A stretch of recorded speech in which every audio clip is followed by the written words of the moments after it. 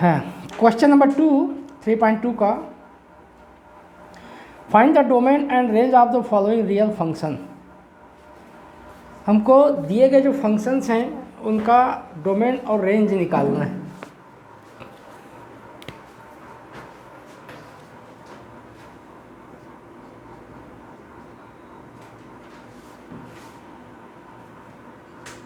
The domain and range of the following function. First है f x equal x square plus 2। देखो यहाँ हमको किस में डिफाइंड है, ये रियल नंबर से रिलेटेड ही क्वेश्चंस है। तो इसका डोमेन होगा x के स्थान पे तुम कोई भी रियल नंबर ले सकते हो, सभी रियल नंबर के लिए डिफाइन है। कुछ भी रखो, 1 रखोगे 3 मिलेगा, -1 रखोगे 3 मिलेगा। हाँ, ये आसानी से देखा जा सकता है कि given function is defined for all x belongs to R।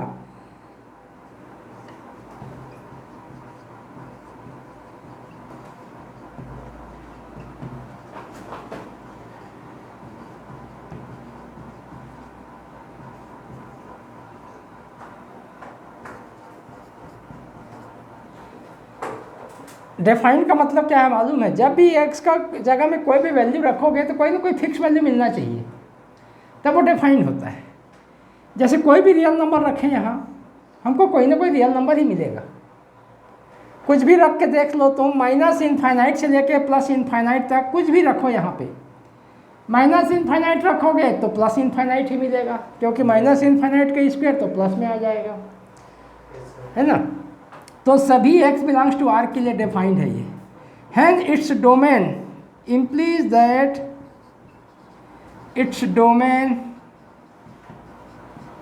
Is R। ठीक है, सीधा ऐसा ही लिखना है। और हमको निकालना है रेंज। मान लेते हैं लेट, सेकंड है रेंज।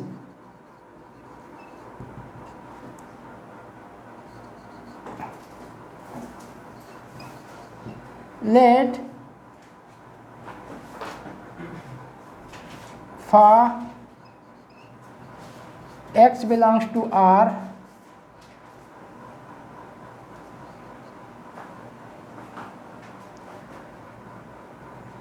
functional value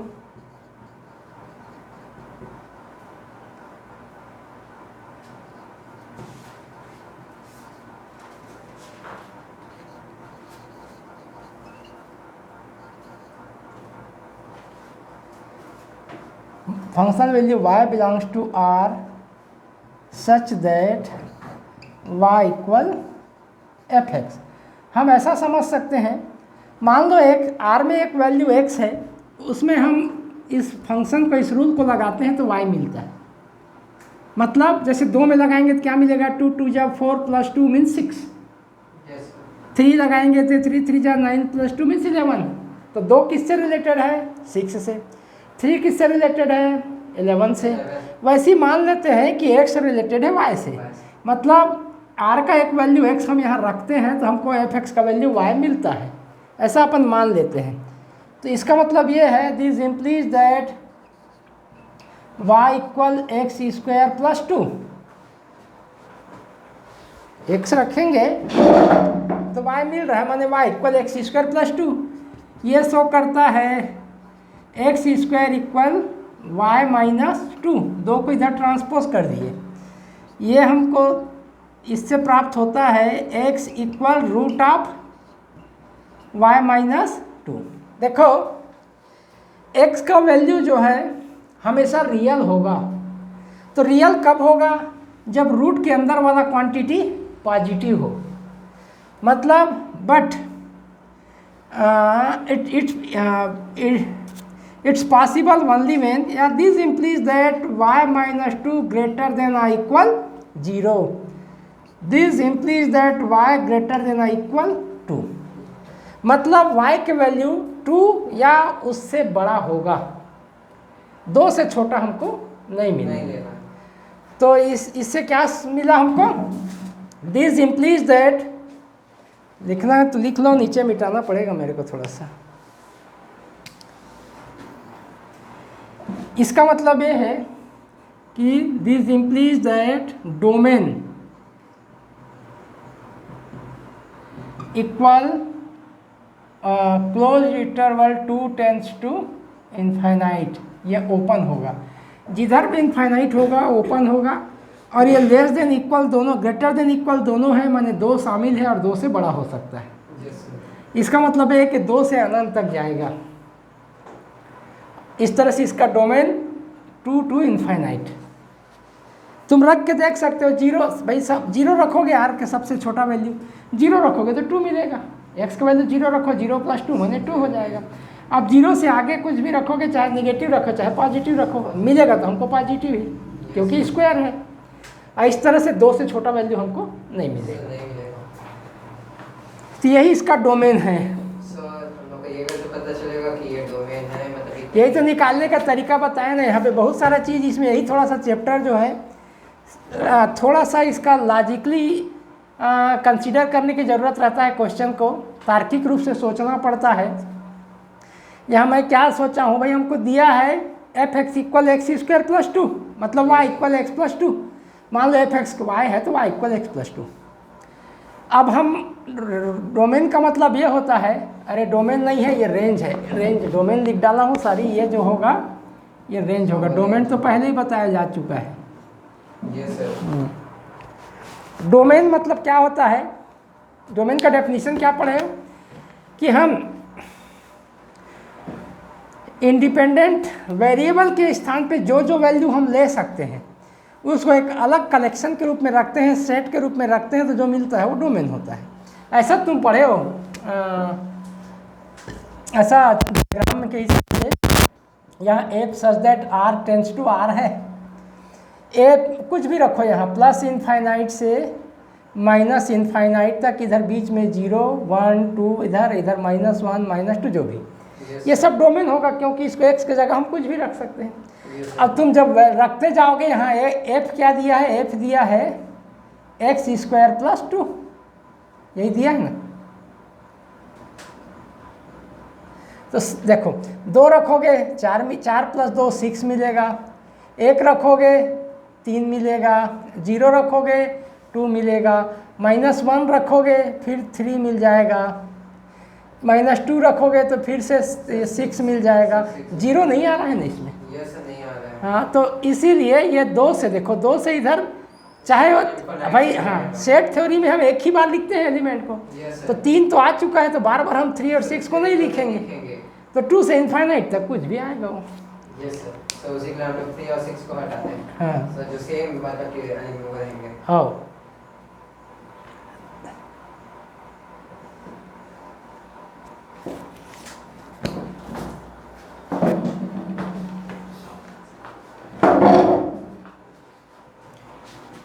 सेकेंड का सेकेंड। अब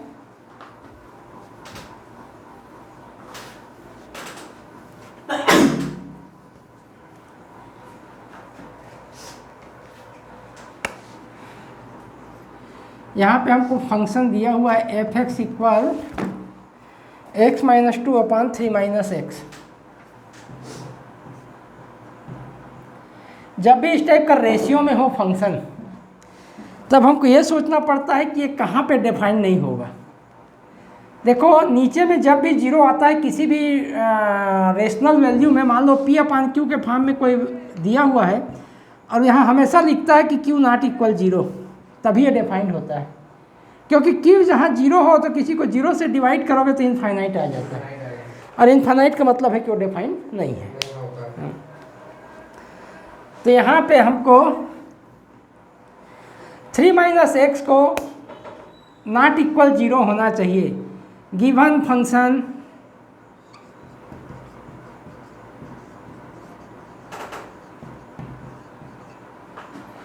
is defined for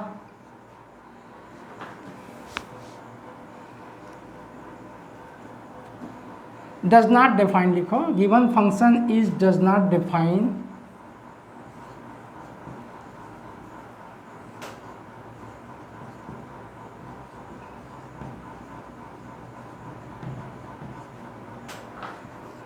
फा 3 माइनस एक्स इक्वल 0 और x इक्वल 3। x इक्वल 3 के लिए डिफाइन नहीं है। क्यों जानते हो? जैसे x के वैल्यू 3 रखोगे नीचे 0 हो जाएगा, और जब भी नीचे 0 होता है वो डिफाइन नहीं होता है। है ना? तो x इक्वल 3 के लिए वो डिफाइंड नहीं है, केवल x इक्वल 3 के लिए डिफाइन नहीं है, बाकी सब के लिए डिफाइंड है। This implies that domain is given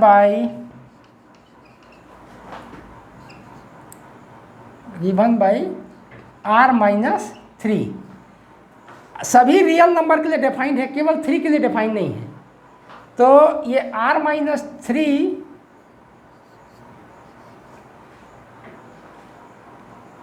या ऐसा नहीं, इसको ऐसा लिखोगे, given by r minus 3। Singleton set 3 ऐसा है, केवल एक एलिमेंट ऐसा है जिसके लिए डिफाइन नहीं है, तो उस एलिमेंट को रियल नंबर के सेट से निकाल दो। तो निकाल दिए, निकालने का मतलब है उसको माइनस करना। हाँ, क्योंकि डिफरेंस बिटवीन टू सेट्स का डेफिनेशन है कि a minus B is the set of all those element which belongs to a but does not belongs to b। मतलब a माइनस बी के सारे एलिमेंट ऐसे होते हैं जो a में तो a में है मगर b में नहीं है। तो ये ऐसे सभी एलिमेंट के लिए डिफाइंड है जो r माइनस 3 में तो है, मतलब r में तो है मगर 3 के इक्वल नहीं है, मतलब इसमें नहीं है सिंगलटन सेट में, मतलब 3 के इक्वल नहीं है। तो यही डोमेन होगा। अब रेंज निकालने के लिए मान लेना, अगेन लेट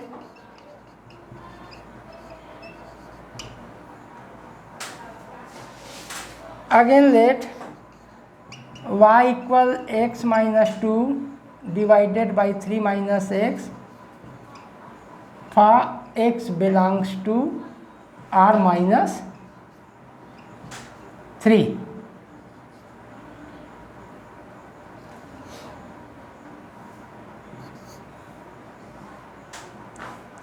r माइनस 3 का कोई भी एलिमेंट x के लिए ये जो f(x) का वैल्यू मान लो y है।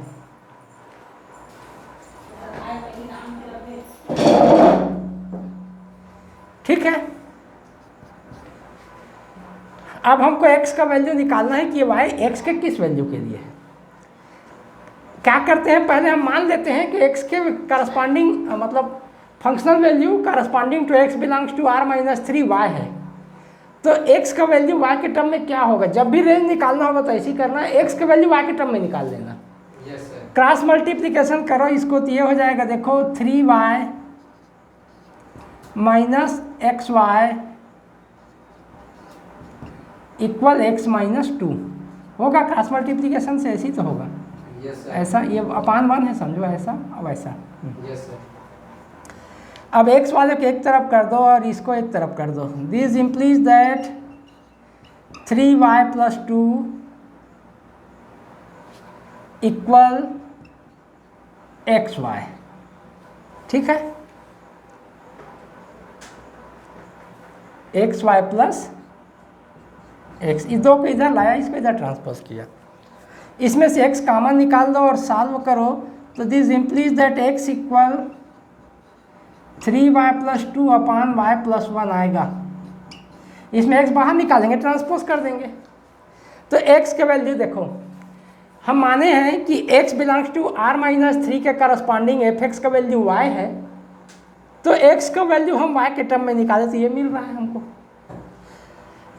x का वैल्यू इनफाइनाइट भर नहीं हो सकता, तो किसके लिए डिफाइन नहीं होगा, y प्लस 1 इक्वल 0 के लिए। तो इस implies that it does not define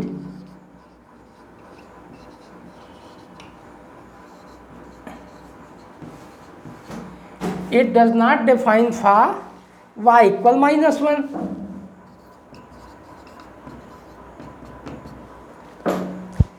क्या जानते हो, y का वैल्यू माइनस 1 रखोगे तो नीचे 0 हो जाएगा, और 0 हो गया तो x का वैल्यू इनफाइनाइट हो गया, है ना। अब ये y इक्वल माइनस 1 के लिए डिफाइंड नहीं है, इसका मतलब रेंज में माइनस 1 भर नहीं होगा, बाकी सब होगा। तो इसको ऊपर मिटाएं, कुछ लिखे हो? यस सर, सर डोमेन तक मिटा दीजिए।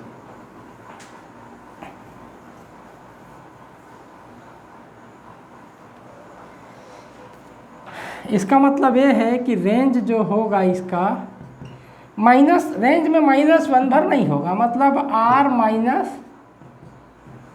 -1 होगा, यही इसका रेंज होगा। सर वो नीचे में it does not define from for y = -1। Yes sir, मतलब कि उसमें इक्वेशन में मतलब -1 लेंगे तो वो 0 आ जाएगा। हाँ, नीचे 0, डिनोमिनेटर 0 आ जाएगा। यस सर, और जब भी किसी डिनोमिनेटर 0 नहीं होना चाहिए। हाँ, नहीं होना चाहिए क्योंकि उसमें डिफाइन नहीं है वो।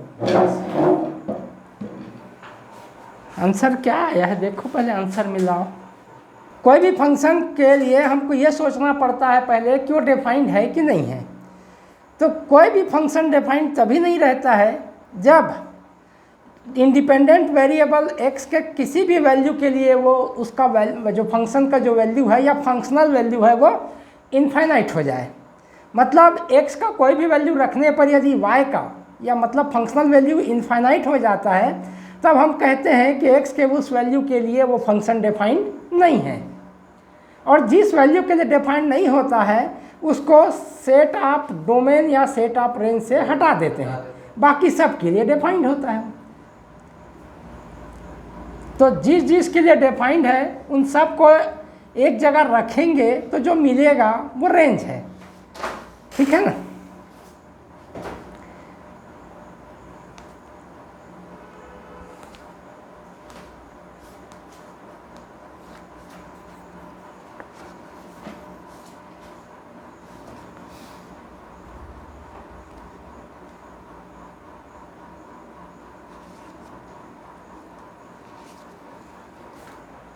क्वेश्चन नंबर थर्ड में क्या दिया है देखो तो जरा सोचो, करना क्या है हमको। सर इसका एक 7 को बना के बता दीजिए ना। सो रूट और माइनस दोनों में। अरे बाप, उसके पहले थर्ड है तो थर्ड को देखना पहले। 7 में क्या है, वो भी तो वैसे ही है जैसे थर्ड टाइप। थर्ड में देखो f(x = (16 - x² बोल रहा है। तो देखो यहाँ पे हमको डोमेन पहले बोला है निकालने को। डोमेन का मतलब ये है कि x का वैल्यू हम क्या ले सकते हैं। तो x का वैल्यू सिर्फ वही ले सकते हैं जिसके लिए 16 - x² या तो 0 के बराबर हो या 0 से बड़ा हो। ऐसा क्यों बोल रहा हूँ सोचो, क्योंकि जब कभी कोई फंक्शन हमको स्क्वायर रूट में दिया हो तो वो तभी डिफाइंड होता है जब स्क्वायर रूट के अंदर का जो क्वांटिटी है वो नेगेटिव ना हो। 16 - x², जैसे ही x का वैल्यू हम 4 से बड़ा लेंगे रूट के अंदर नेगेटिव नंबर आएगा। x का वैल्यू हम 1 लेंगे तो पॉजिटिव मिलेगा, 1 से लेकर के 4 तक कुछ भी लें पॉजिटिव ही मिलेगा। लेकिन जैसे x का वैल्यू हम 4 से बड़ा लेंगे, थोड़ा सा भी बड़ा लेंगे, तो रूट के अंदर का जो क्वांटिटी हो नेगेटिव हो जाएगा। और जब भी किसी स्क्वायर रूट के अंदर नेगेटिव नंबर आता है इसका मतलब ये है कि वो रियल नंबर नहीं होता, वो इमेजनरी नंबर होता है। और कोई भी फंक्शन तभी तक डिफाइंड होता है जब उसका फंक्शनल वैल्यू रियल वैल्यू मिले। तो रियल वैल्यू तभी मिलेगा जब रूट के अंदर की जितने भी क्वांटिटी दे रखा है वो या तो 0 के बराबर हो या 0 से बड़ा हो।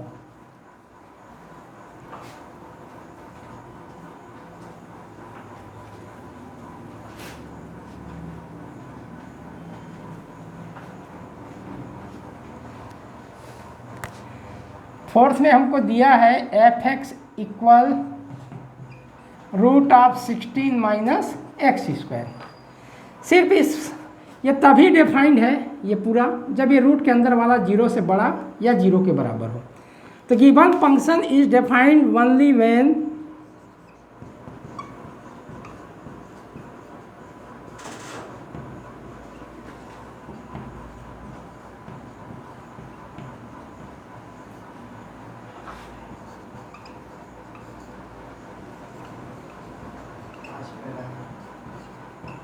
(16 - x² > 0। अब देखो इसके लिए एक मैं फार्मूला डिराइव कर देता हूँ। जब भी ऐसा टाइप क्वेश्चन आए तो x का वैल्यू किसके बीच होगा। उसके लिए मैं एक फार्मूला डेराइव कर देता हूँ, उसको लिख देता हूँ। ये अलग से डेरिवेशन कहाँ पे, यहाँ पे डेराइव करने से आ जाएगा रेंज में।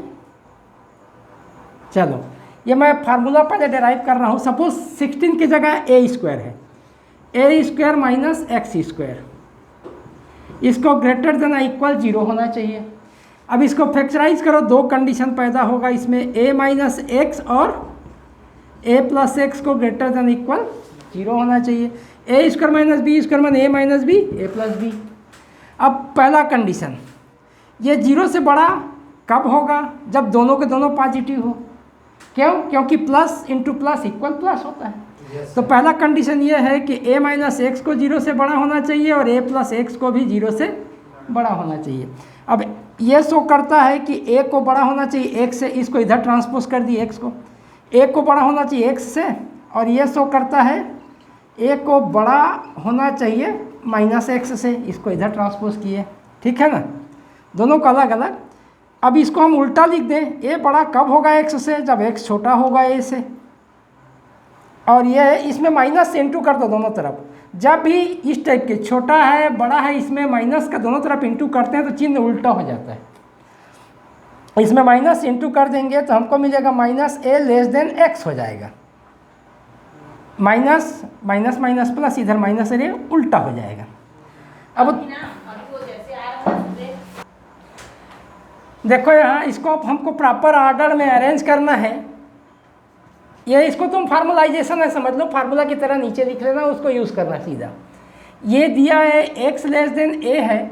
अब इसको माइनस ए लेस देन x है, इसका मतलब क्या है कि x को ग्रेटर देन होना चाहिए माइनस, इसको इधर करोगे तो साइन उल्टा होगा ना। Yes sir. या फिर इसको ऐसा लिख सकते हो, देखो क्या ऐसा वैल्यू पॉसिबल है कि a से छोटा हो और माइनस a से बड़ा हो? x का ऐसा वैल्यू कभी मिल सकता है? ऐसा मिल सकता है क्या कि x को बड़ा होना चाहिए बड़ा होना चाहिए -2 से और x को छोटा होना चाहिए 2 से? ऐसा वैल्यू पॉसिबल है? ऐसा है, देखो मैं समझा के बोलता हूँ। ये 0 है, इधर -2 है, इधर +2 है। हमको ऐसा वैल्यू चाहिए जो -2 से बड़ा हो और x से छोटा हो। पॉसिबल है कि नहीं, ये बोलो? है ना? इसका मतलब ये है कि x बिलोंग्स टू -2 से +2 तक, इस चीज़ के बीच में तो आएगा। Yes sir. तो इसको ऐसा समझो, फिर इसको फार्मूला के रूप में लिखना है हमको। एक तो एग्जांपल दिया मैं h2 के लिए, x को छोटा होना चाहिए a से और बड़ा होना चाहिए -a से। इसका मतलब ये है कि x बिलोंग्स टू -a से +a। ये क्लोज्ड इंटरवल -a से +a क्यों ले रहा हूँ? क्योंकि यहाँ इक्वल भी था। हाँ, ये इक्वल भी था, इसलिए यहाँ पे भाई यहाँ मैं इक्वल को भी लगाते चलना ना, सब में ऐसा, सब में इक्वल भी रहेगा। ठीक है ना? Yes sir. तो इस तरह से इससे क्या मिला कि x belongs to -a +a। तो यहाँ पे क्या करोगे? This implies that x belongs to -4 +4।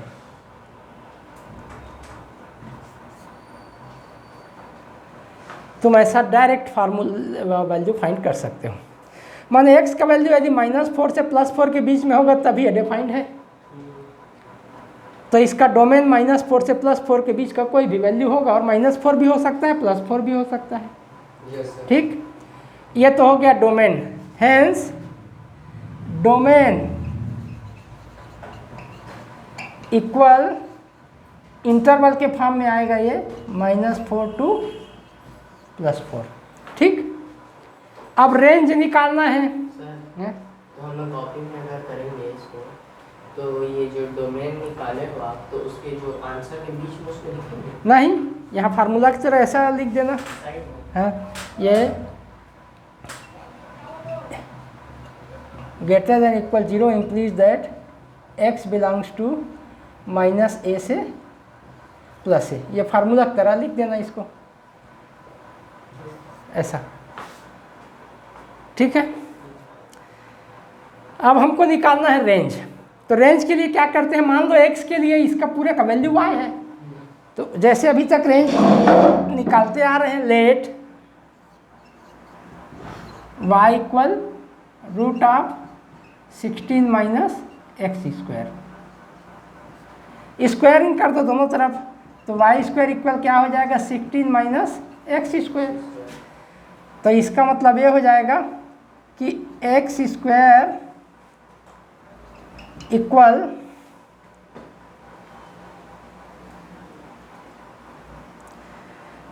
Root of 16 minus y square, यही तो होगा। तुम इधर उधर ट्रांसपोज कर लो, ये रूट नहीं है, इस रूट स्क्वायर हटाओगे तब रूट होगा। वैसे ही चाह गया ना। Yes sir. इसका मतलब यह है कि इसका रेंज भी y 16 माइनस वाई स्क्वायर को बड़ा या बराबर होना चाहिए 0 से, करके सॉल्व करेंगे तो y का वैल्यू भी ऐसा ही आएगा -4 से +4 के बीच में। तो रेंज भी यही होगा, रेंज इक्वल हो जाएगा -4 से, देखो तो आंसर क्या दिया है इसका,